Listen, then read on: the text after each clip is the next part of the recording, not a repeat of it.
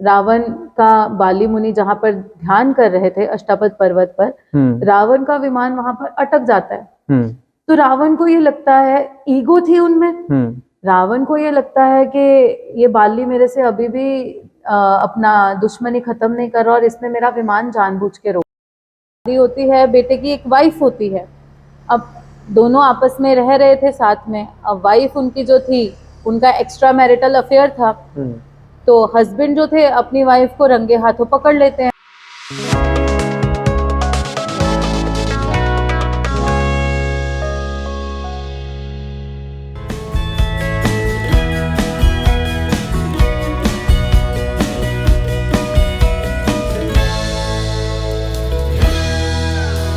I've had this Indian sweet, Chana Badam Bharat. It's absolutely gorgeous. I've had it every day and I really recommend it. Delicious. Beautiful. सादर जय जिनेंद्र, मैं प्रणव जैन। आज की video एक podcast होने वाला है। इस पॉडकास्ट के अंदर आपके भी कई ऐसे सवाल होंगे जिनका आज तक शायद आपको उत्तर नहीं मिल पाया होगा, लेकिन इस पॉडकास्ट के ज़रिए हमारी कोशिश रहेगी कि उन सवालों को के जवाब जो है आपको मिले। तो इस वीडियो को ज़रूर अंत तक देखें। बहुत सी ऐसी नॉलेज आपको मिलेगी, बहुत से ऐसे फैक्ट्स के बारे में आपको पता लगेगा। तो ज़्यादा समय ना लेते हुए मिलवाता हूँ आपको साध्वी श्री कल्पज्ञा महाराज साहब की प्रशिष्य साध्वी श्री आत्म प्रज्ञा महाराज साहब से। मथेम वंदामी महाराज साहब, नर्मला सुख साता साहिब जी, देवगुरु प्रसाद साहिब जी। सबसे पहले तो मैं आपका धन्यवाद देना चाहूँगा, आपने इस पॉडकास्ट के लिए अपनी अनुमति प्रदान करी। कुछ सवाल है मन के अंदर, यदि आपकी आज्ञा हो तो हम शुरू करें। शुरू करते हैं।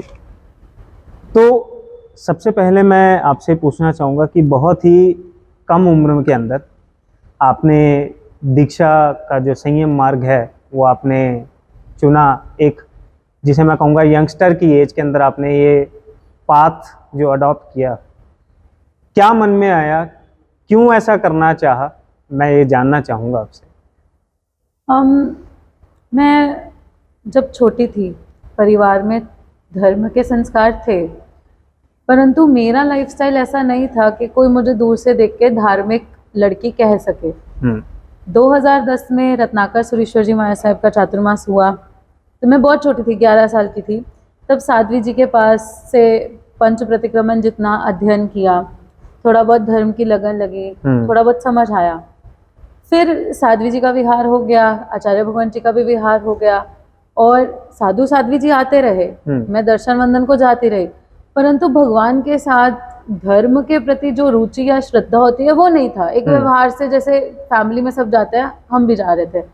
2016 में जब संघ निकला, योगेंद्र विजय जी महाराज साहब की, उपाध्याय श्री योगेंद्र विजय जी महाराज साहब की निष्ठा में एक संघ निकला लुधियाना से अंबाला के लिए। उस संघ में फ्री थी, स्कूल खत्म हो चुका था, +2 के एग्जाम्स दे दिए थे, रिजल्ट आने वाला था, वेट कर रहे थे, तो फ्री थी। तो मैं संघ में चली गई कि चलो मज़ा ही आएगा, कुछ नया एक्सप्लोर करेंगे। अब वहाँ जाकर वहाँ के माहौल ने मेरे अंदर जो वो बीज पड़े हुए थे वो फिर से पल्लवित किए।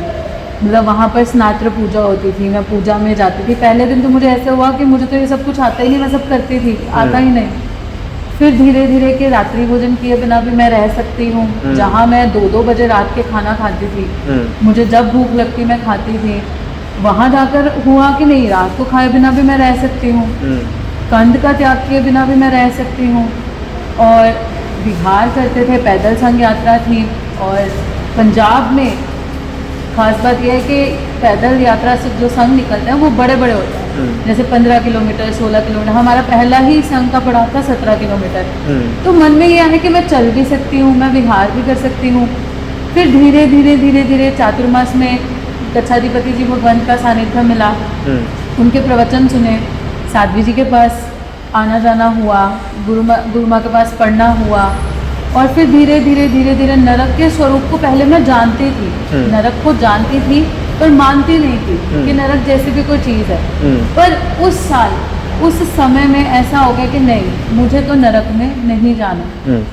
ठीक है, स्वर्ग मिले ना मिले वो मुझे नहीं पता, पर मुझे नर्क के दुख भोगने की मेरी ताकत नहीं है, मुझे नहीं जाना। बस उससे धीरे धीरे संसार का स्वरूप समझ आने लगा कि सब रिश्ते बदलते हैं और सब ऐसे। पहले मैं लोगों को कोसती थी कि हाँ इसने मेरे साथ ऐसा कर दिया, ये मेरे साथ ऐसा करे, अपने होते हुए ऐसा करे। धीरे धीरे स्वाध्याय किया, प्रभु वीर की वाणी समझी और उस वाणी को समझ के संसार के स्वरूप को अपने आंखों से देखते हुए समझ आ गया कि नहीं, ये बदलाव रहना ही है, ये नियम ही है सृष्टि का।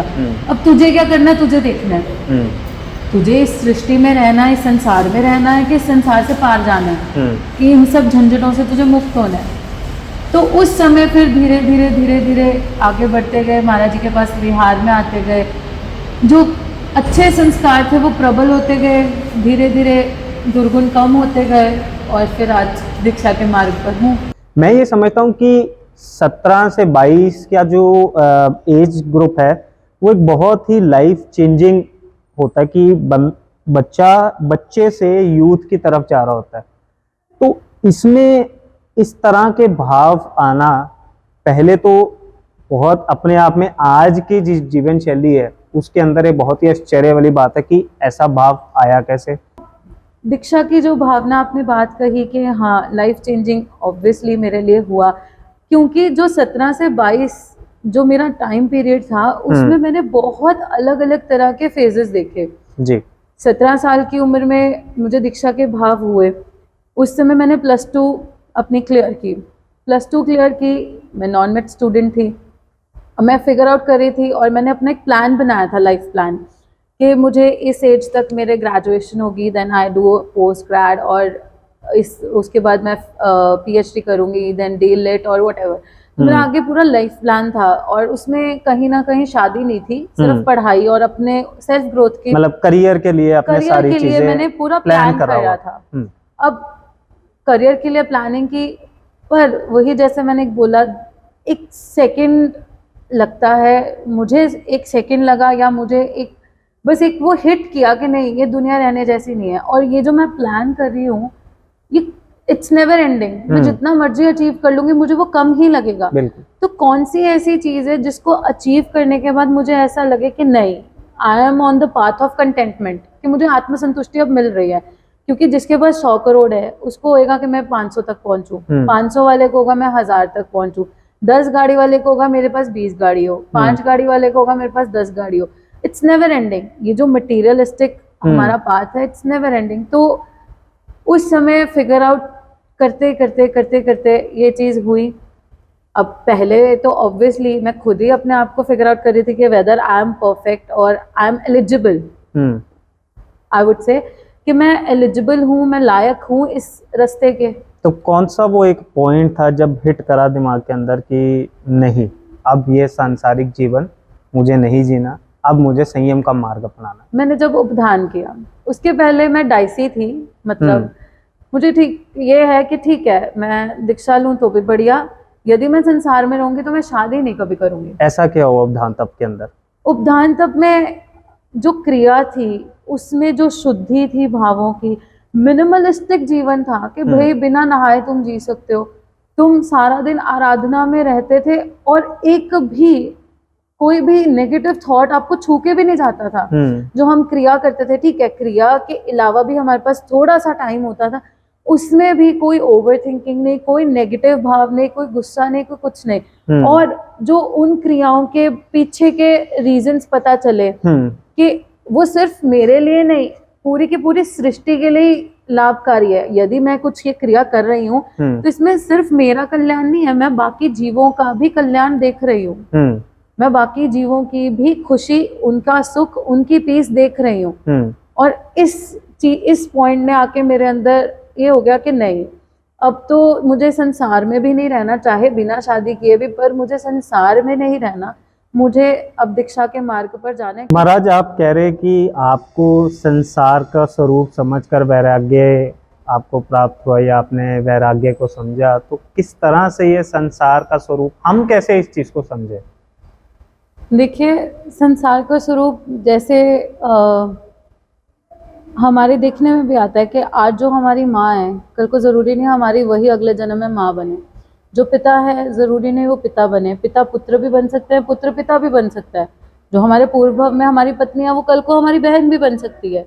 तो ये अनित्यता, मतलब सब चीज़ की इनकंसिस्टेंसी या इनवेरेबिलिटी, कि हाँ भाई कुछ भी कांस्टेंट नहीं है, कुछ भी फिक्स नहीं है, ये सब बदलता रहने वाला है, बदलता रहने वाला है।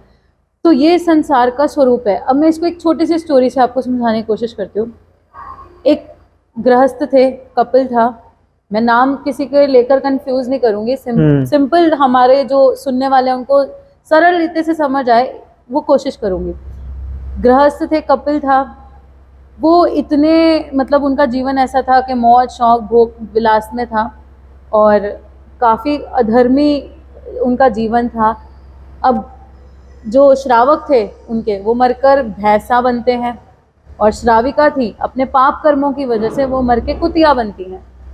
अब उनका जो बेटा था, बेटे की शादी होती है, बेटे की एक वाइफ होती है। अब दोनों आपस में रह रहे थे साथ में। अब वाइफ उनकी जो थी, उनका एक्स्ट्रा मैरिटल अफेयर था, तो हस्बैंड जो थे अपनी वाइफ को रंगे हाथों पकड़ लेते हैं अपने लवर के साथ। अब उनको उनके प्रेमी के साथ पकड़ते हैं तो जो हस्बैंड थे उनको बहुत ही ज़्यादा गुस्सा आता है, पति को बहुत गुस्सा आता है। वो उसके लवर को अपनी वाइफ के सामने पीट पीट कर मार डालता है। और जो लवर था, अब कहा जाता है कि हमारे लास्ट मोमेंट्स पे हमें जिसके प्रति राग होना या जिसमें हमारा ध्यान हो, हम मर के वहीं जाते हैं। तो जो वो लवर था उसको अपनी प्रेमिका के ऊपर बहुत आसक्ति थी, तो मरते मरते भी उसके प्रेमिका के विचार में था और उस वजह से वो उसके पेट में गर्भ के रूप में पैदा हुआ, उसका ही बच्चा बनके वो गर्भ में आया। पति पत्नी दोनों समय आपस में सुलह हो गई, समय बिता रहे हैं। एक दिन आता है कि जो श्रावक है उसके पिताजी जो मर के भैंसा बन चुके हैं, उनकी पुण्यतिथि आती है और वो सोचता है कि मैं अपने पिताजी की तिथि पे पूरे नगर में सबको खाना खिलाऊंगा। और आज ही नहीं, पहले के ज़माने में जो नॉन जैन लोग होते थे या जो मांसाहारी लोग होते थे, नॉन जैन बोल रही हूँ, मिच्छामी दुक्कड़ लोग होते थे, वो ये सोचते थे कि मांस खिलाना एक अच्छी निशानी है। तो वो भैंसों का मांस खिलाने का सोचता है कि मैं पुण्यतिथि मेरे पिताजी की है, मैंने रोटी करनी है सबको, तो उसमें मैं भैंसों का मांस खिलाऊंगा। अब भैंसों का मांस खिलाते हैं और उसमें संयोगवशात जो उनके पिछले जन्म के पिता थे, जो मर के भैंसा बने थे, वो भी कटते हैं और उनका भी मांस जो उस जन्म का पुत्र है उसी की थाली में अपने ही पूर्व जन्म के पिता का मांस है, पड़ा है। सबको खिला रहे हैं तो खुद भी खाएंगे, तो उनकी थाली में अपने पूर्व भव के पिता के ही जीव का मांस है। और इधर से मांस की सुगंध आती है तो बाहर जो उनकी माता थी, जो पूर्व भव में माता थी, वो मर के कुतिया बनी, वो मांस की सुगंध से बाहर भौंकती है कि मुझे, अब कुत्ता है वो मांस खाता है कि मुझे मांस चाहिए, मांगेगी तो नहीं, भौंकेगी। अब जो पुत्र था जिसको पीट पीट के पिछले जन्म में मार दिया गया था, वो पुत्र बना है। अब पुत्र के ऊपर विशेष मोह होता है, तो पुत्र को गोद में बिठा रहे हैं और खुद भी खा रहे हैं, पुत्र को भी खिला रहे हैं। पुत्र छोटा था, उसका जिसको कह सकते हैं यूरिन पास हो गया और उसके कुछ छींटे उसके थाली में भी आ गए, पर उसके प्रति बहुत राग था पुत्र के प्रति। पुत्र के प्रति राग होने की वजह से उसने इस चीज को भी इग्नोर कर दिया और वो मांस खा रहा है। अब इधर क्या होता है कि और जब कुत्ती बाहर भौंक रही थी उसको भी कुछ मांस के टुकड़े वो डाल देता और कुतिया भी वो मांस के टुकड़े खा रही होती है। अब ये घटनाक्रम चल रहा होता है, इतने में एक मुनि भगवंत आते हैं जिनका मासक शमन की तपस्या चल रही थी। मासक शमन के पारने के लिए वो गोचरी के लिए निकले थे, तो वो उनके घर पे पहुंचते हैं। ज्ञानी थे, ज्ञान से सब जान सकते थे, देख सकते थे, तो वो गोचरी लेने पहुंचते हैं, धर्म लाभ बोलते हैं और वैसे ही वापस आ जाते हैं। अब दान की परंपरा जो थी ना, वो भारत में बहुत ही ज़्यादा स्ट्रॉन्ग थी। चाहे आप जितने मर्जी अधर्मी हो, पर दान करने को सब लोग एक विशेष क्वालिटी मानते थे कि दान करने जैसा है। और उस समय उसको भी हुआ कि मेरे घर से कोई खाली हाथ जा रहा है, तो वो रोकता है महात्मा जी को और पूछता है कि आप वापस क्यों जा रहे हैं। तो वो कहते हैं कि तुम्हारे घर में एक तो मांस बनता है और जहाँ मांसाहार बनता है हम वहाँ की भिक्षा नहीं लेते, और दूसरा तुम्हारे घर में आकर तुम्हारे परिवारजनों का मैं ज्ञान से जो मैंने अभी की सिचुएशन देखी, मुझे महावैराग्य की प्राप्ति हो गई कि मुझे संसार रहने जैसा नहीं लग रहा। तो वो पूछते क्यों, फिर उसको गुरु भगवंत बताते हैं कि जो तू ये मांस खा रहा है, तेरे पिछले जन्म के पिता जो अब भैंसा बन गए उनका है। ये जो बाहर कुतिया है, ये तेरे पिछले जन्म के तेरी पिछले जन्म की माँ है जो खुद के ही पति का मांस खा रही है। ये जो पुत्र तेरी गोद में बैठा है, तूने पिछले जन्म में जिसको मार मार के, जिसको द्वेष से मार डाला, आज उसी को तू राग के वशात राग में इतना गिर गया है कि तू उसके जो मूत्र के छींटे हैं वो भी तेरे खाने की थाली में पड़े, फिर भी तू खाना खा रहा है। ये संसार की विचित्रता है, ये संसार का स्वरूप है कि संसार में कुछ भी निश्चित नहीं है। तो मैं ये माता पिता पुत्र पत्नी, मेरा भाई मेरी बहन, मेरा घर मेरा मकान मैं क्यों करूं? ये वैराग्य है कि संसार में कुछ भी निश्चित नहीं है। अब आप ये सोचिए कि हमारी जिंदगी में आज मेरी जो माता है, जरूरी नहीं है वो मेरी माता हो, कल को पिछले जन्म में क्या पता, और आने वाले जन्म में क्या पता वो मेरी क्या थी। आज जिनके साथ मेरा इतना गाढ़ प्रेम है या राग है, कल को क्या पता पिछले जन्म में उनके साथ मेरा कितना द्वेष है, जैसे हमने इस कहानी में सुना। तो क्यों मैं अपना वैर किसी के साथ बांधूं, क्यों मैं अपना किसी के साथ बुरा करूं या किसी के प्रति अच्छा या बुरा सोचूं? तो ये वैराग्य है, ये संसार का स्वरूप।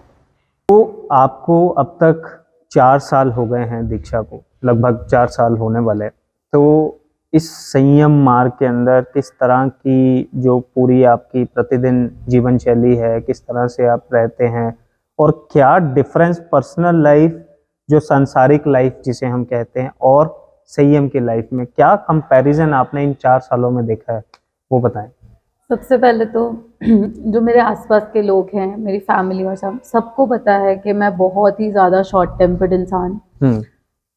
ठीक है, मैं उस चीज़ को जस्टिफाई नहीं करती। बड़े कॉन्फिडेंटली आपने हाँ, बिकॉज मेरे जीवन का ये हिस्सा रहा है, मेरे जीवन का। मैं क्यों छुपाऊं? यदि मेरे में कोई कमी है तो मैं क्यों छुपाऊं? उस चीज़ को एक्सेप्ट करूंगी तभी तो मैं उस चीज़ को करेक्ट करूंगी। मैं बहुत ही ज़्यादा शॉर्ट टेम्पर्ड इंसान थी और मेरी आदत होती थी कि हर चीज़ पे ब्लेम करना, कि ये चीज़ यदि मेरे सामने कुछ गलत होता वो मुझे दिख रहा है या कोई मेरे साथ गलत कर जाता है तो मैं उस पर्सन को ब्लेम करती थी, उस सिचुएशन को ब्लेम करती थी या खुद को ब्लेम करती थी। पर अब मैंने दीक्षा ली, दीक्षा से पहले ही इस चीज़ का प्रोसेस मेरे हिसाब से तो शुरू हो चुका था। जो शॉर्ट टेम्पर्डनेस थी, धीरे धीरे अपना गुस्सा, अपने रिएक्शंस, अपने थॉट्स, उन सब पे धीरे धीरे जिसको कहते हैं एक चेक आया कि नहीं, मुझे अपने आप को देखना है कि मुझे किस जगह पे पीस मिल रही है। क्योंकि इवेंचुअली जब आप गुस्सा करते हो, ये हर व्यक्ति ने अपने जीवन में अनुभव किया होगा कि आप जब भी गुस्सा करोगे आप बाद में रिग्रेट करोगे ही करोगे। और यदि आपने गुस्सा नहीं किया तो उसके बाद आपको एक सेंस ऑफ सेटिस्फैक्शन होती है कि हाँ, एक झगड़ा खड़ा होने से या बात बढ़ने से रुक गई। और ये चीज मैंने अपने लाइफ में फील की। दिनचर्या में हमारे साधु जीवन है तो स्वाध्याय के अलावा स्वाध्याय है, जप है, ध्यान है, साधना है, कायसर्ग है, ये सब तपस्या है, सब नित्य क्रियाएं हैं। स्वाध्याय में मेरी रुचि थोड़ी ज्यादा है तो मैं कोशिश करती हूँ कि मेरा जितना भी समय हो वो स्वाध्याय में ही जाए। बाकी सेवा गुरु भगवंतों की, सहवर्ती साधु साध्वियों की सेवा, और अभी विहार का समय है तो विहार में समय चला जाता है, जाप में, मौन में, ध्यान में, इन सब चीज़ों में। और इन सब चीज़ों में ऐसे नहीं है कि थकावट होती है। मुझे तो ऐसा होता है कि मैं यदि कोई बुक पढ़ती हूँ या कोई भी शास्त्र पढ़ती हूँ या कुछ भी मुझे समझने को नया जानने को मिलता है तो उस समय मुझे ऐसा होता है कि मेरे जो थकावट होती है, या कुछ आप विहार करके पहुँचते हो, ऑब्वियसली आप बहुत थके हुए होते हो, बट मुझे वो जो पढ़ाई है वही मुझे अनटायर कर देती है, मतलब वही मुझे फ्रेश कर देती है।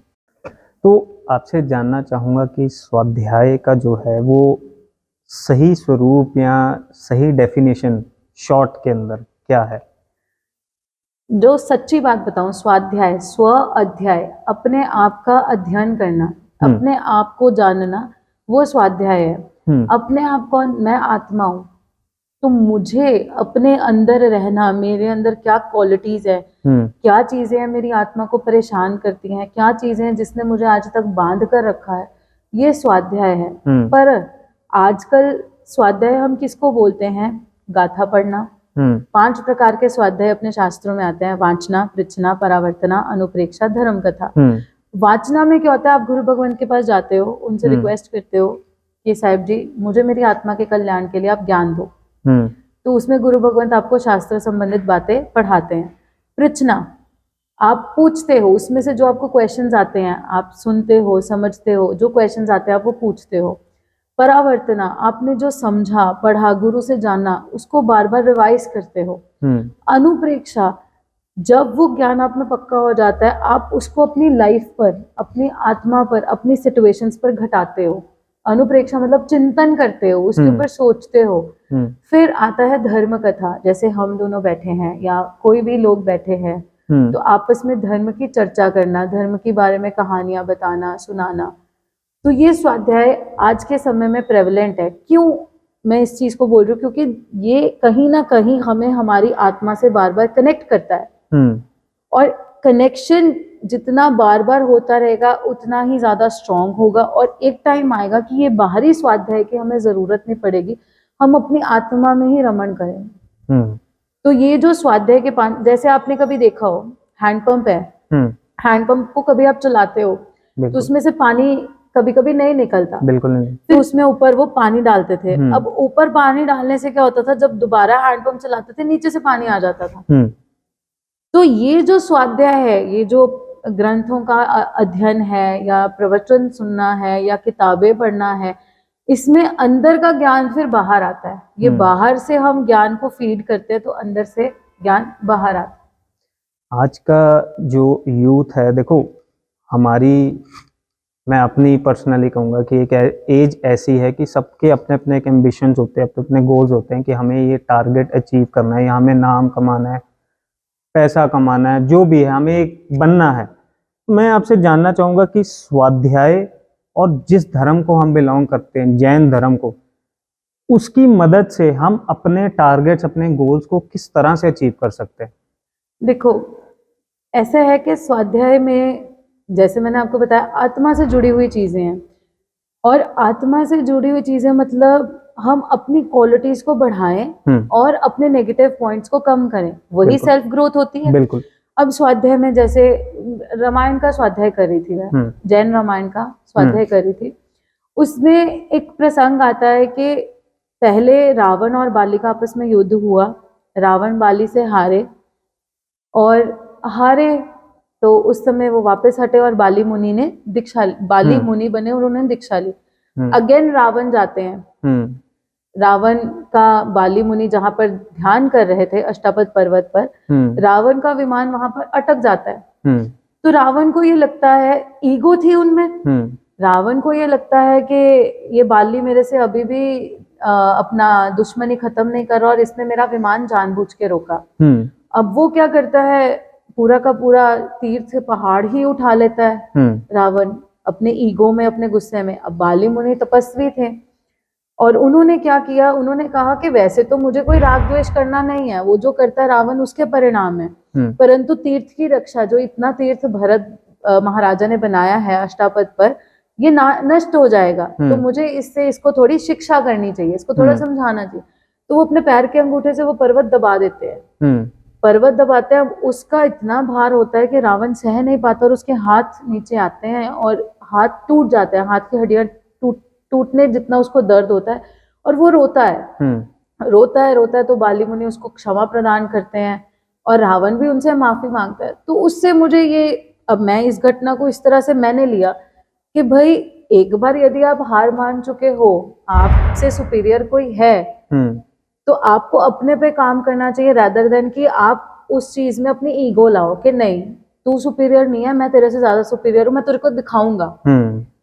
ईगो, उसमें हमें अपनी बूस्ट नहीं करनी चाहिए, अपनी ईगो को, अपने नेगेटिविटी को हमें कंट्रोल करना चाहिए। यदि हमसे कोई सुपीरियर हमें मिल जाए तो, जैसे कि आज मेरे से कोई बड़े साधु महात्मा मिलेंगे या साध्वी जी मिलेंगे, वो तपस्या में, ज्ञान में, ध्यान में, साधना में, तो कहीं ना कहीं तो मेरे से आगे होंगे, चाहे दीक्षा पर्याय कम भी हो, तो क्या पता वो मेरे से स्वाध्याय में बहुत ज्यादा आगे हो। तो उस समय ये कहानी से मुझे होगा, मुझे ईगो नहीं करना, मुझे अपने ईगो को कंट्रोल में रखना है, क्योंकि यदि ईगो आता है फिर हम कहते हैं यार मैं उसको बताऊंगा उसकी प्लेस क्या है, उसकी जगह क्या है, तो वो मुझे नहीं अपने अंदर आने देना। अब जैसे मैंने ईगो पर आपको बताया, हमारे ये बहुत ही कॉमन स्टोरी है, बहुत ही कॉमन स्टोरी, कि जैसे भगवान महावीर स्वामी जी थे, वो देशना दे रहे थे, और उसी नगरी में गौतम स्वामी जी, जिनका नाम इंद्रभूति था, वो अपने भाइयों के साथ यज्ञ कर रहे थे। सबके 500 शिष्य थे, 11 ब्राह्मण थे उस समय, यज्ञ मंडप में थे, सबके अपने अपने शिष्य परंपरा थी। और उस समय वो महायज्ञ कर रहे थे और उनको ऊपर से विमान आते हुए दिखे। उनको लगा कि मेरे यज्ञ का इतना प्रताप है कि देवता भी खींचे चले आ रहे हैं। पर क्या हुआ कि उनके यज्ञ मंडप को देवता लोग अपने विमानों से क्रॉस करके निकल गए और महावीर स्वामी जी तक पहुंचे। तो उनको हुआ कि ऐसा कैसे हो सकता है कि मैं सबसे बड़ा प्रकांड विद्वान, मेरे बराबर कोई नहीं यहाँ पर, तो ये देवता लोग कहाँ जा रहे हैं? कौन है जिसने देवताओं को भी छल लिया, कि देवताओं को भी, वो ट्रिक्स्टर कौन है, वो धूर्त कौन है जिसने उनको भी फंसा लिया? तो वो गुस्से में एकदम ईगो से कि आज तो मैं इसके साथ वाद विवाद करूंगा, मैं इसको हराऊंगा, उसको सबके सामने बताऊंगा। वही मैंने जो पहले बताया कि उसकी क्या जगह है। तो वो जाते हैं, संवत्सरण देखते हैं, रिद्धि देखते हैं संवत्सरण की, और देखते हैं कि सारे देवता यहीं उतर रहे हैं। और उस समय भगवान महावीर, जिनको केवल ज्ञान है, केवल ज्ञान मतलब सब चीज का ज्ञान, कोई ऐसी चीज नहीं जिसके बारे में उनको पता ना हो, तो जिनको ये केवल ज्ञान है, वो उनको उनके गोत्र से बुलाते हैं, आओ गौतम गोत्रीय इंद्रभूति आओ, इस प्रकार उनको बुलाते हैं। वो सोचते हैं कि ये मेरा नाम कैसे जानता है? गौतम स्वामी जी सोचते हैं, वो कहते हैं मेरा नाम जानता भी है, मैं तो इतना प्रसिद्ध हूँ, मेरे ज्ञान की चर्चा देश विदेश में है, तो क्या हो गया, ये मेरा नाम जानता है। फिर प्रभु उससे एक स्टेप और आगे अपने ज्ञान से बोलते हैं कि तेरे मन में ये शंका है, इस विषय को लेकर शंका है कि नहीं है? तो वो सोचता है कि इस विषय के बारे में मैंने आज तक किसी को भी नहीं बताया था कि मेरे मन में ये डाउट है, इस चीज के बारे में मैं कंफर्म नहीं हूँ कि ये सच है कि नहीं है, इनको कैसे पता? उसी समय उसका जो सारा का सारा ईगो था, वो मतलब ऑटोमेटिकली ट्रांसफर हो गया हम्बलनेस में। और ईगो जब तक थी तब तक उनका ज्ञान संपूर्ण नहीं माना जाता था, उनका ज्ञान सच्चा नहीं माना जाता था। जैसे ही वो सारी की सारी ईगो कन्वर्ट हुई हम्बलनेस में, उनका सारा का सारा ज्ञान सच्चे ज्ञान में परिवर्तित हो गया। और परमात्मा ने उसके बाद उनको जिस वेद पाठ का वो गलत अर्थ करते थे, जिसके कारण उनको डाउट था, कंफ्यूजन थी, उसका भी सही अर्थ उनको बताया, जिससे उनकी शंका वो दूर हुई। और ऐसे करके उन्होंने, अब इंद्रभूति ब्राह्मण गए, फिर उनके बाद दूसरे अग्निभूति, वायुभूति, बाकी ब्राह्मण सोचे ये जाके दोबारा वापस क्यों नहीं आ रहे, अपने शिष्यों के साथ जाते हैं। अब क्या होता है, परमात्मा के आगे हम्बलनेस है, देखा भाई साक्षात सर्वज्ञ मुझे मिले हैं, उनके शिष्य बन गए। तो ये ईगो जो है, ईगो कब ह्यूमिलिटी में बदल जाए, कब हम्बलनेस में बदल जाए, वो तो हमें नहीं पता। पर हाँ, ये जरूर है, इससे हमें बार बार हमारे गुरु भगवान इसी कहानी से हमें बार बार बोलते हैं कि जितना तुम विनय करोगे, जितना तुम अपनी ईगो पीछे छोड़ोगे, उतने ही तुम जीवन में आगे बढ़ोगे। हम समझ सकते हैं कि ego will lead to failure, kind of we can say. तो आप स्वाध्याय बहुत अच्छा करते हैं, आपसे बातचीत करके भी सही समझ लग रहा है कि आपका स्वाध्याय काफ़ी अच्छा आपने स्वाध्याय किया। लेकिन आज की डेट में क्या है ना, समय सबके पास बहुत कम है, तो आप किन विषयों पर स्वाध्याय करते हैं? और जो वीडियो देख रहे हैं या दूसरे मैं कहूँ कि जो यूथ है, वो किस तरीके से स्वाध्याय कर सकता है? मैं अभी तो बहुत छोटी हूँ, तो स्वाध्याय के तो अभी जिसे कहते हैं बहुत ही फाउंडेशन लेवल्स पर ही हूँ। पर अभी मेरे गुरु भगवान की इच्छा थी तो संस्कृत व्याकरण का स्वाध्याय किया। मैं, आप मेरी भाषा से भी समझ सकते होंगे, मैं अंग्रेजी का प्रयोग मेरे भाषा में बार बार होता रहता है और काफी होता है। पर संस्कृत का अध्ययन किया क्योंकि बिल्कुल ही संस्कृत से जुड़ाव नहीं था, नॉन मेडिकल में संस्कृत दूर दूर तक नहीं लगती है, तो संस्कृत व्याकरण पढ़ना था। तो गुरुजी ने कहा कि आप संस्कृत व्याकरण का स्वाध्याय करो। और मैं घबरा गई कि वो व्याकरण ग्रंथ इतना विशाल मैं करूँगी कैसे। फिर जब मेरे पंडित जी ने पहली क्लास लगाई, उन्होंने मुझे बोला कि एक पिता अपने पुत्रों को कहता है कि बेटे तू जीवन में और ज़्यादा कुछ मत पढ़ना, तू संस्कृत व्याकरण पढ़ना, ताकि तू शकल का सकल, सकृत का शकृत और श्वशुर का स्वशुर मत कर लेना। अब शकल और सकल में क्या मतलब होता है? शकल का मतलब होता है टुकड़ा, सकल का मतलब होता है संपूर्ण, सकृत का मतलब होता है अच्छा कार्य, सुकृत या सकृत का मतलब होता है अच्छा कार्य, शकृत का मतलब होता है उल्टी। तो एक सिर्फ श और स से कितना अंतर पड़ जाता है, ये सिर्फ हमें बताने वाली व्याकरण है। तो मेरे पंडित जी ने जब ये बात बोली और फिर उसके बाद उन्होंने एक श्लोक बोला, व्याकरणात् पद सिद्धि, व्याकरण से पद की सिद्धि, मतलब कि वर्ड की आप वर्ड को जस्टिफाई कर सकते हो किस मीनिंग में। पद सिद्धिर अर्थ निर्णय, कि पद की सिद्धि से आपने यदि कोई नाम बना दिया है, यदि कोई वर्ब बना दी है, उससे आप अर्थ पक्का कर सकते हो कि ये किस अर्थ में लिया गया है। अर्थ सिद्धिर तत्व निर्णयात्, कि अर्थ की यदि आपने सिद्धि कर ली, अर्थ से आपको पता चल जाएगा, अर्थ आपने पक्का कर लिया, फिर आपको तत्वों का ज्ञान होगा। तत्व ज्ञानात् परम श्रेय, कि तत्वों के ज्ञान से आप परम कल्याण प्राप्त करोगे।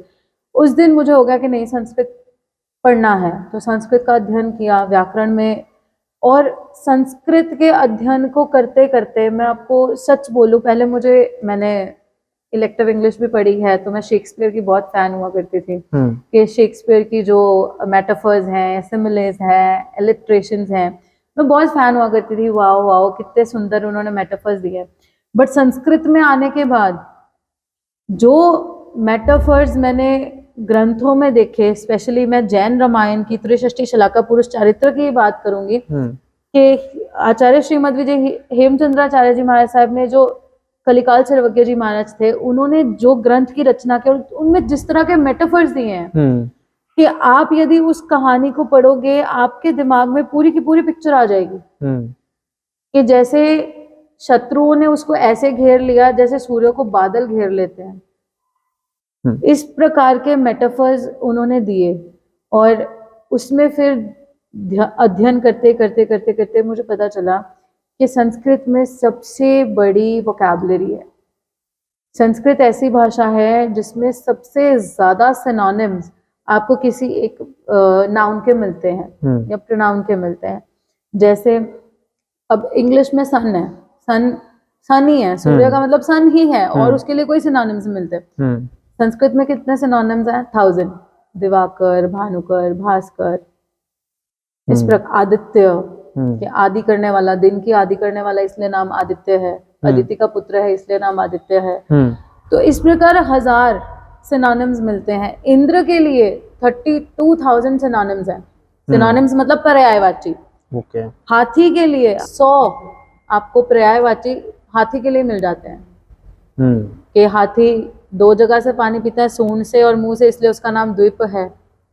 मतलब हर एक सिचुएशन को समझाने के लिए, कि उसकी क्वालिटी को बताने के लिए एक उसके लिए अलग नाम है उसका। तो ये संस्कृत की ब्यूटी है।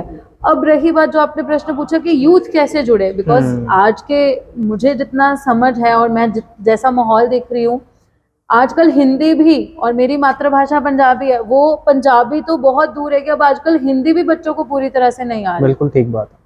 छोटे बच्चे हैं, उनको हिंदी भी लिखनी, बोलनी, पढ़नी प्रॉपरली नहीं आ रही, और जो मेरे एज के हैं उनकी हिंदी, इंग्लिश, पंजाबी सब मिक्स होता जा रहा है। तो उसमें संस्कृत तो बहुत पीछे हट चुकी है ही नहीं, है ही नहीं। तो मैं यही कहूंगी कि सबसे पहला, यदि यूथ को स्वाध्याय करने की रुचि है, जानने की रुचि है कि हाँ मुझे जानना मेरा धर्म कैसा है, मुझे जानना मेरी जिंदगी कैसी होनी चाहिए, मुझे जानना कि मेरे जीवन में ये प्रॉब्लम है तो इसका हल मैं किस तरह से कर सकता हूँ, उसके लिए सबसे पहले तो और सबसे इजीएस्ट वे है कि गुरु भगवान जहाँ विराजमान हो उनके प्रवचन सुने। और मेरे साथ दीक्षा से पहले ये कितनी ही बार हो चुका है कि मेरे मन में कोई दिक्कत थी, मेरे मन में कोई डाउट था, मेरी लाइफ में कोई प्रॉब्लम थी, और संयोगवशात पाठ ऊपर बैठे आचार्य भगवंत वही प्रवचन में बता रहे हैं जो मेरी प्रॉब्लम से रिलेटेड है। उसी में मुझे सोल्यूशन मिल जाता था। और जो लोग प्रवचन सुनते हैं, मुझे आशा है कि अभी भी आज भी समाज में बहुत लोग हैं जो प्रवचन सुनने के रसिक हैं, गुरु भगवंतों से सुनना पसंद करते हैं। उनके जीवन में बहुत बार या कभी ना कभी तो ऐसा बना होगा कि उनके मन में कोई परेशानी या कोई शंका होगी और उसका जवाब उनको बिना गुरु को बताए प्रवचन में मिल गया होगा। पर यदि आप प्रवचन नहीं सुन सकते, आपके पास समय नहीं है कि मैं गुरु भगवंत के पास उपाश्रय में जाऊं, मेरे ऑफिस आवर्स वही हैं, आजकल तो यूट्यूब है, यूट्यूब पे सभी आचार्य भगवंतों के, साधु भगवंतों के प्रवचन आते हैं। और भी चैनल्स पर जिन शासन को लेकर कहानियां, जिन शासन को लेकर, जिन शासन के सिद्धांतों की बातें, सब आता है। ये तो हमारे ऊपर है कि हमें उस विषय में रुचि रखनी पड़ेगी। यदि आज सब लोग स्क्रॉल करते हैं, इंस्टा स्क्रॉल करते हैं, यूट्यूब शॉर्ट्स देखते हैं, सब कुछ देखते हैं, क्योंकि मैं भी इस समय से ही निकली हूँ। मेरी दीक्षा को भी 4 साल होने ही वाले हैं, तो मैंने ये सब समय देखा है। तो उसमें ये आपके ऊपर भी है, बहुत हद तक ये आपकी चॉइस भी है कि आप कंटेंट कौन सा कंज्यूम करना पसंद करते हो। पर आज तो रिसोर्सेज इतने हैं, मीडिया ही इतना फैला हुआ है कि यदि आपको इंटरेस्ट है तो आपको कहीं ना कहीं से तो स्वाध्याय करने का अवसर मिल ही जाएगा। बाकी पाठशालाएं क्षेत्रों में खुली होती हैं, और इसमें मैं आग्रह रखूंगी जो अब न्यूली मदर्स हैं, जिनके छोटे छोटे बच्चे हैं, कि आप एक्स्ट्रा करिकुलर एक्टिविटीज़ में बच्चों को डालते हो कि मेरा बच्चा डांस में अच्छा हो जाए, मेरा बच्चा ड्राइंग में अच्छा हो जाए, मेरा बच्चा स्केटिंग सीखे, मेरा बच्चा ताइक्वांडो सीखे। मैं ये इतना आग्रह रखूंगी कि कम से कम आप जैन हैं या आप किसी भी धर्म के क्यों ना हैं, आप अपने बच्चे को अपने धर्म की शिक्षा के लिए, जो बिगिनिंग के 8 से 10 साल तक की उसकी एज है, क्योंकि कला तो वो बाद में भी सीख सकता है, 8 से जो 10 साल तक की एज है, अपने धर्म के सिद्धांतों को पढ़ाने के लिए, समझाने के लिए, सिखाने के लिए खुद भी प्रयास करें। और साथ के साथ जो आसपास में पाठशालाएं हैं वहाँ पर भी भेजकर कम से कम अपने गुरुओं का विनय कैसे करना, उनको वंदन किस प्रकार होती है, यदि भगवान के दर्शन करने जाने हैं उनके आगे बोलना क्या है, मंदिर में प्रवेश की विधि, मंदिर में किस किस चीज़ की शुद्धता, इतना तो ज्ञान एक माँ को, एक पेरेंट को, मैं माँ इसलिए कह रही हूँ कि ज़्यादातर आज भी इंडिया में माँ का ही रोल है बच्चे के अपब्रिंगिंग में, और पेरेंट को, मतलब कि पिता की भी ये जिम्मेदारी बनती है कि उनको भी थोड़ा सा इस चीज़ में अपने एफर्ट्स देने चाहिए। परंतु महाराज ये हार्ड रियलिटी है आज की समाज का, ये सच है। पाठशाला तो बहुत दूर की बात है, गुरु भगवंतों के भी नहीं, मंदिर तक नहीं, आज के जो यूथ है वो मंदिर तक नहीं जा रहा, लेकिन और अन्य जगहों पर सब लोग जा रहे हैं। मैं इसी एरिया में पली बड़ी हूँ, बिल्कुल मेरे सेम कह सकते हैं, बिल्कुल उम्र का जो दायरा है वो एरिया, सोचने का दायरा जो बिल्कुल कह सकते हैं। मैं आज देखती हूँ, समाज में देखती हूँ और लोगों की बातें सुनती हूँ, तरह तरह की बातें, हमारे पास तरह तरह के लोग आते हैं, बड़े महाराज के साथ बैठ के चर्चा करते हैं, तो बहुत सारी बातें समझने और सुनने में मिलती हैं, लोगों का व्यवहार समझने सुनने में मिलता है। मुझे ये मुख्य कारण लगता है कि समाज में जो बड़े हैं, बड़े मतलब घर के बड़े हैं, यदि वही अपने धर्म की निंदा करेंगे तो यूथ नहीं जुड़ेगा। यदि हम ही अपने गुरु भगवंतों की निंदा करेंगे, आज मैंने अपने बारे में बहुत ही स्पष्ट रीति से खुलासा किया, मैं गुस्से वाली थी, कि मैं बहुत ही शॉर्ट टेम्पर्ड थी और मुझे स्टिल आज भी कहीं गुस्सा आता है। अब उसमें यदि कभी ऐसा प्रसंग बन गया, मैंने अपनी समता खो दी, अब समाज में जो बड़े हैं, जो समझदार हैं, जो सामायिक प्रतिक्रमण, तपस्या, त्याग, नित्य क्रियाएं कर रहे हैं, यदि वो अपने बच्चों को बोले ले महाराज जी भी कोई महाराज ही है, आजकल तो कोई साधु रहा ही नहीं, आजकल तो ऐसे रहा ही नहीं, तो उनके ऊपर वो तो बेचारे जाते नहीं, उनको धर्म का स्वरूप पता नहीं, आप जो करते हो उनको तो वही धर्म लगता है, आप जो कहते हो उनको वही धर्म लगता है, तो उनके अंदर ये चीज इनकलकेट कर जाती है कि भाई अपने धर्म में तो ये कमियां हैं, क्योंकि हमने अपने धर्म की, अपना धर्म मतलब शाश्वत धर्म, आत्मा का धर्म, मैं इसको जैन धर्म भी नहीं कहती क्योंकि ये जैनियों का धर्म नहीं है, ये जैन का धर्म तो नहीं है, जिसके पीछे जैन लगा ये उसका धर्म नहीं है, ये हर उस इंसान का धर्म है जो अपनी आत्मा को पहचानना चाहता है, ये आत्मा का धर्म है।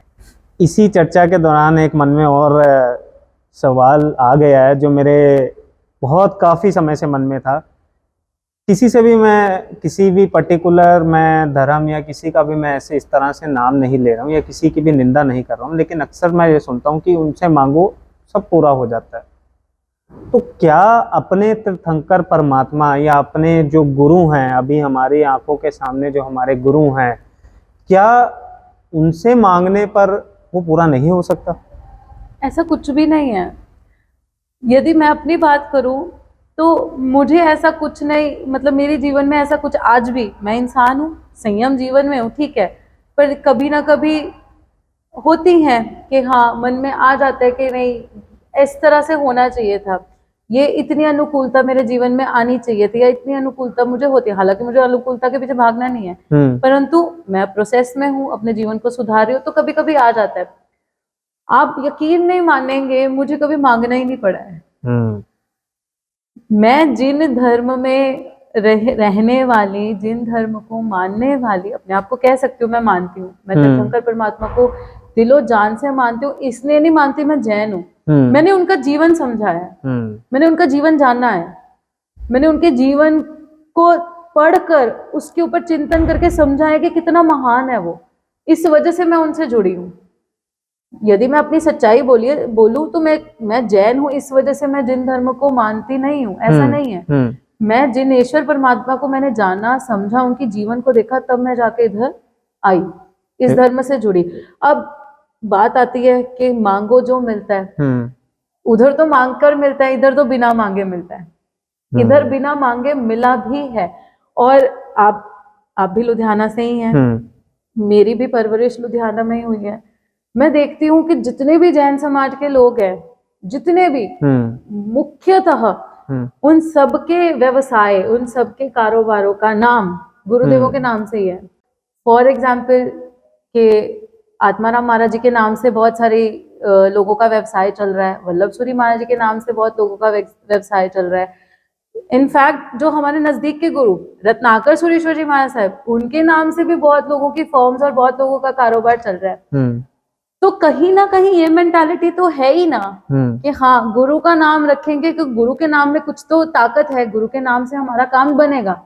वो एक भजन भी है ना, मेरा काम हो रहा है तेरा नाम हो रहा है। तो ये जो लोग भटक रहे हैं, वो क्यों भटक रहे हैं, उसके पीछे एक सिंपल सा मैं छोटा सा कारण समझती हूँ। हमारे पास जो चीज बचपन से मिली होती है ना, या जो हमें हमेशा से मिली होती है, हम उसको फॉर ग्रांटेड समझते हैं। हम उसके प्रति कहीं ना कहीं ऐसे हो जाते हैं, यार ये अपना ही है ना, ये कहाँ जाने वाला है, ईज में आ जाता है कि हाँ वो तो है ही है, वो तो है ही है, काउंट ही नहीं करते उसको, उस चीज को। जबकि हमें नहीं पता, क्या पता हम किसी और को क्रेडिट दे रहे हो किसी और वजह से रहा हो। हम किसी और को क्रेडिट दे रहे हो कि जी हमने उनका शुक्रिया अदा कर लिया, हमने उनको प्रार्थना कर ली, हमारा शरीर ठीक हो गया, हमें गाड़ी मिल गई, हमारा बच्चा हो गया, हमें ये हो गया, हमारी फाइनेंशियल प्रॉब्लम ठीक हो गई, मुझे पैसे चाहिए थे, मुझे पैसे मिल गए। पर ये जरूरी बिल्कुल भी नहीं है कि जिन की वजह से आप सोच रहे हो उनकी वजह से आपको मिल रहा है। क्या पता कि जो आपके गुरु हैं, जो आपको परंपरा से गुरु मिले हैं, जो देवाधिदेव परमात्मा हैं, जिनके आपने इतने साल सेवा की है, या अभी भी आप उनके दर्शन वंदन करने जा रहे हैं, उनके पसाये से आपको मिला हो। बिल्कुल असली वजह नहीं जाननी है कि क्या सच्ची वजह हो सकती है इस काम के बनने पे। अब मैं आपको एक एग्जाम्पल बताती हूँ, आपने पूछा, मैं अपने ही परिवार का किस्सा बताती हूँ। हालांकि मुझे नहीं पता कि बताना चाहिए कि नहीं, पर मुझे लगता है कि ये अभी समय ऐसा है कि मुझे बताना चाहिए। हालांकि आज तक हमने किसी को ये बात कही नहीं है। अब आपने पूछा कि हमारे गुरु भगवंत, हमारे तीर्थंकर भगवान देते हैं, मैं कहूंगी बिना मांगे देते हैं। आप श्रद्धा तो रखो। अब हमारे इधर क्या हुआ कि जब मैं संसार में थी, बहुत छोटी थी, तो मेरे संसारिक चाची जी, उनको संतान की प्राप्ति नहीं हो रही थी। तो विजय रत्नाकर सुरेश्वर जी महाराज साहब का वहां पर चातुर्मास था, जो हमारे पूर्व गच्छाधिपति रहे, मतलब हमारे गच्छाधिपति भगवान थे। तो उनका चातुर्मास था। मेरे चाची पीछे जिस परिवार से हैं, तो उनको थोड़ा गुरु वंदन विधि का कम ज्ञान था। तो वो जाते थे गुरुदेव के मात्र उपाश्रय में, जाते, दूर से दर्शन करके सिर झुका के वापस आ जाते। 4 महीने में जितने दिन वो जा सके, मतलब लगातार वो जाते रहे बिना स्किप किए, वो जाते रहे। अब जैसे ही चातुर्मास पूरा होने आया, उनको बुलाया। चातुर्मास था या उनका स्थिर वास था, कुछ ऐसा था। रत्नाकर सुरेश्वर जी महाराज साहब ने सामने से उनको बुलाया और बोला कि आओ पहले दो खमासना दो। रत्नाकर सुरेश्वर जी महाराज साहब विनय और क्रिया में बहुत मानते थे, बिल्कुल। वो विनय में बहुत मानते। वो कहते तुम गुरु के पास आते हो, आओ अपनी बात भी कहो, कोई दिक्कत नहीं, पर पहले गुरु का विनय तो करो, गुरु वंदन विधि तो करो। तो अब इधर उनको गुरु वंदन विधि पहले पूछा आती है, कहते नहीं। कहते दो खमा इच्छामी खमासमनो आता है? कहते हाँ, दो खमासने दो। और उनको बोला जा तेरे मन में जो इच्छा है ना, जा तो सुपार्श्वनाथ भगवान के चौड़ा बाजार में जो मंदिर है, ऊपर भगवान है, उनके पास 40 दिन लगातार चले जा, तू जो चाहते तेरे को मिल जाएगा। मेरे जो संसारिक चाची जी थे, उन्होंने मतलब मेरे माता जी की देवरानी, उन्होंने कभी नहीं ये गुरुदेव से रखा कि गुरुदेव मुझे ये कमी है या मेरे जीवन में मेरी ये इच्छा है तो मुझे चाहिए। गुरुदेव ने उनको बोला कि जाओ चले जाओ। अब स्त्री है, स्त्री की कुछ मर्यादा है। वो सोचते हैं मैं 40 दिन पूरे कैसे करूंगी, मैं 40 दिन पूरे कैसे करूंगी। और आप यकीन नहीं मानेंगे, लोग भी जो सुनेंगे वो यकीन नहीं मानेंगे, उस दिन से लेकर पूरे 9 महीने जो संसारिक माता जी की देवरानी जी थे, 9 महीने लगातार वो मंदिर में ऊपर सुपार्श्वनाथ भगवान के दर्शन किए उन्होंने। गुरु देते हैं, ऐसा नहीं है नहीं देते हैं, प्रभु भी देते हैं। आप मंदिर में बिना मांगे जाओ, प्रभु की भक्ति निस्वार्थ पने से करके तो देखो। आप यदि कहो कि मैं इनका नाम सिर्फ इसलिए जपूंगा मेरा काम हो, वो तो फिर एक इजी वे हो गया। कभी कोशिश ही नहीं करके देखी। लोगों को क्या लगता है कि भाई मंदिर जाना है, ठीक है, एक सिर्फ मुखाकृति देख के हमने वापस आ जाना है, एक आकृति देखकर वापस आ जाना है। और लोग जो अभी प्रेजेंट भी नहीं है, उनको रियल में मान के कि वो हमें मिले, हमसे बातचीत की, उन्होंने मेरे को ऐसे सोल्यूशन दिया, ये तो मुझे कुछ जचता नहीं है। जबकि यदि आप जाए मंदिर जी में, मैं अपना एक्सपीरियंस कहना चाहूंगी, अब यदि आप मंदिर जी में जाएं, प्रभु के सामने बैठे, आप खुद से ही बात करेंगे और आपको खुद से ही जवाब मिलेगा। क्योंकि सारा ज्ञान, सारी चीजों का नॉलेज हमारे अंदर ही भरा पड़ा है। गुरु माध्यम बनते हैं। अब मेरे गुरु मैं मानती हूँ श्रीमद विजयानंद सुरेश्वर जी महाराज साहब को। बहुत बार मेरे जीवन में ऐसे प्रसंग बने हैं कि मुझे किसी चीज की कमी थी या मुझे ये लग रहा था कि मुझे इस चीज से बाहर निकलना है, मैं कैसे निकलूंगी, गुरुदेव ने मुझे निकाला है, मैं तो उनको ही क्रेडिट दूंगी। अब ये नहीं है ना, मैं ये कहूंगी कि गुरुदेव मेरे सामने आए, उन्होंने मुझे कहा कि आत्म प्रज्ञा तू ये नहीं ये कर, ऐसा नहीं होता। ये मात्र हमारी कल्पनाएं होती हैं, परंतु गुरु हमें आशीर्वाद जरूर देते हैं। यदि हम निस्वार्थ भाव से, यदि हम पूर्णतः समर्पण भाव से उनके पास जाते हैं, तो वो हमारी भक्ति, कि हम अच्छे से भक्ति कर सकें, उस अनुरूप हमारे जीवन में भी तो जो कमियां, उनको पूरा करने में वो कुछ ना कुछ तो विचार करते ही होंगे। क्योंकि मैं ऐसा नहीं मानती कि विजयानंद सुरेश्वर जी महाराज साहब ऐसे नहीं, यहाँ नहीं है, अभी नहीं है, या वल्लभ सुरेश्वर जी महाराज साहब ऐसे यहाँ नहीं है। ये अपने विश्वास पर ही है। आप मानो तो वो आपके साथ है, आप मानो तो आपसे दूर है। महाराज, आपका तो जो अध्ययन है वो वाकई बहुत ही प्रशंसा योग्य है। आपके साथ तो मुझे लगता है एक पूरी सीरीज शूट करनी पड़ेगी, परंतु अभी का जो हमारा पॉडकास्ट है, एक समय का अभाव है हमारे पास। तो आप जो स्वाध्याय कर रहे हैं या आपका जो पूरा एजेंडा, जिसे मैं कह लूँ, किसी एक विषय पर तो आधारित होगा, मैं ये समझता हूँ। ऐसा कौन सा विषय जिस पर आप इस समय काम कर रहे हैं? इस समय मैं अध्ययन मुख्यतः 2 विषयों में मेरी अब रुचि बनी है और मैं उसी क्षेत्र में कार्य करना चाहती हूँ। एक संस्कृत में जो जितने भी हमारे ग्रंथ हैं उनका स्वाध्याय, संस्कृत भाषा में मैं थोड़ा सा अपनी पकड़ बनाना चाहती हूँ। दूसरा जो मेरा ज़्यादा जिसको कह सकते हैं, जिसमें ज़्यादा मेहनत या ज़्यादा लॉन्ग टर्म का जो मेरा एजेंडा, जैसे आपने कहा, जैन धर्म का इतिहास, कि आदिनाथ परमात्मा के समय से लेकर महावीर स्वामी जी के समय तक तो हमारे पास इतना धरोहर जो है वो बची नहीं है, परंतु उनके बारे में जो कहानियां, उनके बारे में जो तथ्य, इतिहास, जो घटनाएं बनी, किस किस तरह से किस किस तीर्थ का इतिहास है, क्या कौन कौन से आचार्य भगवंत हो गए हमारे शासन में, उन्होंने किस किस विषय में कार्य किए, कहाँ कहाँ उन्होंने चातुर्मास किए, कहाँ कहाँ चातुर्मास में उन्होंने किस किस राजा को प्रतिबोधित किया, हमारा जिन शासन कैसा था, शासन में कैसे कैसे महापुरुष महासाध्वियां थी, और अभी तक मेरा उसी में ही अध्ययन चल रहा है और मैं उसी में कार्यरत हूँ कि अभी मैं आर्टिकल एक दे रही हूँ। नवयुग निर्माता एक मैगजीन आती है अपने उत्तरी भारत सभा की तरफ से, उसमें अभी एक सीरीज अपने अध्ययन करते करते एक मन आया कि हमारे जिन शासन के पास इतना ज्ञान है, इतना ज्ञान है, इतना ज्ञान है। विनोबा भावे नाम आपने सुना होगा, एक बहुत ही प्रसिद्ध मतलब फेमस पर्सनालिटी थे भारत की। वो भी कहते हैं कि कोई भी ऐसा फील्ड नहीं है जिस पर जैन धर्म ने ग्रंथ ना लिखा हो। कोई ऐसा फील्ड नहीं, चाहे वो आर्ट हो, चाहे वो मैथ्स हो, चाहे वो लाइफ साइंस हो, चाहे वो बायोलॉजी हो, चाहे वो हिस्ट्री हो, चाहे वो कल्चर हो, चाहे इनफैक्ट मैं तो ये भी कहूंगी संगीत नृत्य वगैरह के ऊपर भी जिन धर्म में नाटक भी लिखे जाते थे। पहले आचार्य भगवान नाटक लिखते थे जो हमारे अंदर धर्म की बढ़ोतरी करे, पर उसको नाटकों के रूप में लिखते थे। तो इन चीजों में मेरा मन है और एक सीरीज अभी चल रही है, लेखों की श्रृंखला चल रही है कि मैं उसमें लिख रही हूँ कि कौन कौन से आचार्य भगवान या कौन कौन से महापुरुष ने किस किस ग्रंथ की रचना की और उस ग्रंथ में क्या है, उसका विषय क्या है और उनके थोड़ा सा जीवन चरित्र, तो उनके ऊपर मैं थोड़ा अभी लिखने का प्रयास कर रही हूँ। अभी मैं बहुत छोटी हूँ तो मैं धीरे धीरे सीख रही हूँ, जैसे जैसे सीखती जाती हूँ वैसे वैसे थोड़ा मन करता है तो करते जाते हैं। तो अंत में सिर्फ मैं आपसे यही जानना चाहूंगा कि क्या आज की जो यूथ है उनको आप क्या मार्गदर्शन देना चाहेंगे?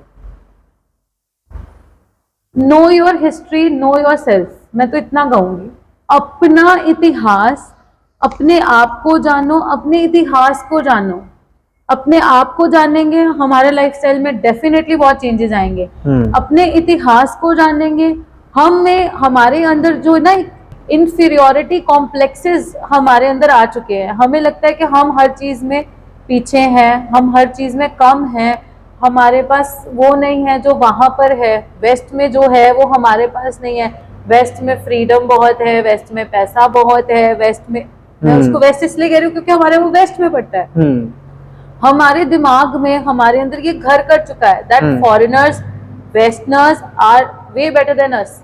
बट अपनी हिस्ट्री को समझने के बाद, मैं सिर्फ जैन धर्म की हिस्ट्री नहीं कह रही हूँ, मैं हमारे भारत की, हमारे भारतवर्ष की इतिहास के बारे में बात कर रही हूँ। क्योंकि ऐसा नहीं है कि मैं यदि अध्ययन कर रही हूँ तो सिर्फ जैन धर्म से के ऊपर रहकर ही अध्ययन कर रही हूँ, नहीं, पूरे के पूरे इतिहास को समझना, जानना, चालुक्य वंश, राष्ट्रकूट वंश जो हमें स्कूल में पढ़ाया जाता है, उससे अतिरिक्त कितना कुछ है वो अब मुझे समझने में आ रहा है कि चालुक्य वंश के राजा कैसे थे, उस समय की जाहो जलाली कैसी थी, जो कृष्णदेव राय थे, जो पल्लव थे, नंद थे, उनके समय में कैसा था। तो उससे मुझे अब कहीं ना कहीं एक ये लगता है कि जो वो समझेगा, जो उस इतिहास को जानेगा, उसको अपने ऊपर गर्व होगा और इन्फीरियोरिटी कॉम्प्लेक्स कम होगा।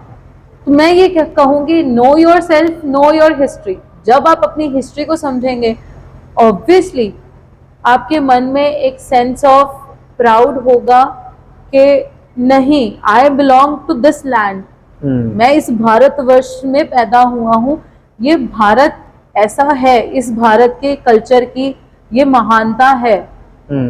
और फिर उससे मुझे ये लगता है कि देश के प्रति भक्ति, माता पिता के प्रति भक्ति, गुरुओं के प्रति भक्ति और अपने अपने भगवानों के प्रति भक्ति हमारे अंदर बढ़ेगी ही बढ़ेगी। तो बहुत ही सरल तरीके से आपने समझाया। तो जो देख रहे हैं मैं उनको भी यही कहना चाहूँगा कि सिर्फ और सिर्फ महाराज की बातें सुनकर यही लगता है कि सिर्फ और सिर्फ हमें अपना नज़रिया बदलने की ज़रूरत है। सब कुछ हमारे हाथ में है, सब कुछ हमारे सामने है, लेकिन हम सामने होकर भी उस चीज़ को एनालाइज करके हम उस चीज़ से अपना जो गोल है वो नहीं अचीव कर पाए। तो मैं फिर से एक बार आपका धन्यवाद करना चाहूँगा इतना ढेर सारा ज्ञान देने के लिए हमें, और बहुत ही सरलता से आपने ये चीज़ें बताई। मैं आशा करता हूँ कि इस तरह ही आप अपने स्वाध्याय में, अपने मिशन के अंदर आपकी जो रुचि है वो बढ़ती जाए और अपने मिशन को आप परमात्मा की कृपा से इतना ऊंचाई पर लेकर जाएं कि हमें तो क्या पूरे समाज को आप पर गर्व महसूस हो। इन्हीं के साथ मैं अपने शब्दों को विराम लेता हूँ। और जिन आज्ञा विरुद्ध हमारी बातचीत जी। हुई उसमें बहुत सारे शब्द बोले गए, बहुत सारी बातें बोली गई, उसमें जिन आज्ञा विरुद्ध कुछ भी गलत बोला हो या किसी के भी मन दुख, किसी को भी, सुनने वालों को, आपको किसी को भी मन दुख हुआ हो तो मैं मिच्छामि दुक्कडम कहती हूँ। अभी मैं बहुत ही छोटे अल्प आयु में हूँ, आगे और बढ़ने की इच्छा रखती हूँ और उसमें अज्ञानतावश मेरे ज्ञान में कुछ कमी के वश कुछ गलत भी बोल दिया हो तो ज्ञानी जन मुझे क्षमा प्रदान करेंगे, ऐसी मैं आशा रखती हूँ। बिल्कुल, हम भी आपसे मिच्छामि दुक्कडम मांगते हैं और हम पर भी अपना आशीर्वाद बनाए रखें, ऐसी कृपा मैं आपसे चाहता हूँ कि हम पर भी करें। मथेन वंदनम। धन्यवाद।